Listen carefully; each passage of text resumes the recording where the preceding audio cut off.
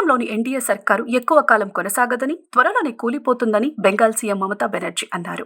కేంద్ర ప్రభుత్వం బెదిరింపులతో ఏర్పడిందని, ఇది స్థిరమైన ప్రభుత్వం కాదని తెలిపారు. కేంద్ర దర్యాప్తు సంస్థలతో పాటు కేంద్ర ఎన్నికల సంఘాన్ని దుర్వినియోగం చేసి ఎన్డీఏ సర్కారు అధికారంలోకి వచ్చిందని ఆరోపించారు. ఆదివారం అధికార టీఎంసీ నిర్వహించిన అమరవీరుల దినోత్సవ ర్యాలీలో సీఎం మమత పాల్గొన్నారు. ఈ సందర్భంగా మాట్లాడుతూ ఎన్డీఏ కూటమిలోని మిత్రపక్షాలు ఆర్థిక ప్రయోజనం కోసం మంత్రి పదవులను త్యాగం చేస్తున్నాయని ఆరోపించారు.